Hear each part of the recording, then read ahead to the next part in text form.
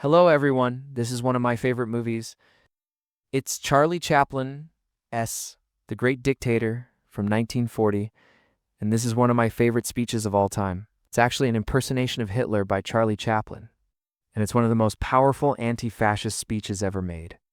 This movie was released in 1940, so before America entered World War II, and it's amazing how relevant this speech still is today.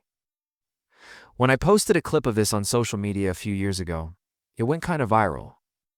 People still share it every time there's some kind of political unrest in America. But let me give you some context here. So Charlie Chaplin plays a Jewish barber who gets mistaken for a famous dictator named Adenoid Hinkle. And Hinkle is basically a fascist dictator who rules this made-up country called Tomania.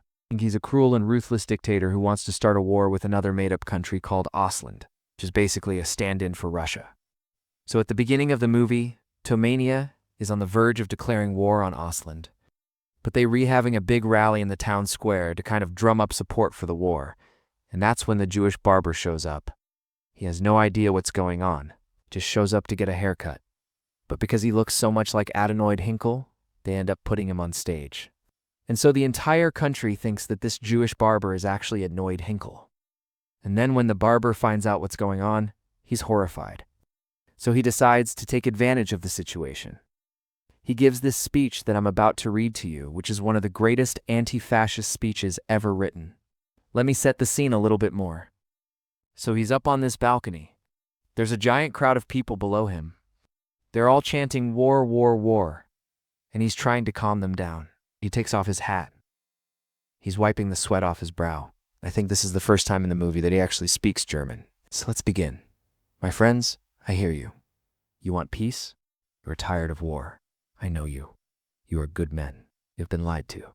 The leaders of Ausland are not our enemies. They're our friends. They do not want war. We do not want war. Only the dictators want war. It is the dictators who have been making war since the beginning of time. It is the dictators who have been taking your sons and your brothers and your lovers and throwing them into the mud and the muck and the blood of war. I have seen those boys in the trenches. I have seen the terrible toll that it takes.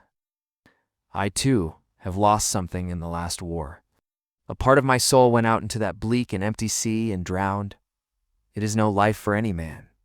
There is only one thing that can make such a sacrifice worthwhile, and that is the hope that it will bring men together in a great fellowship of peace.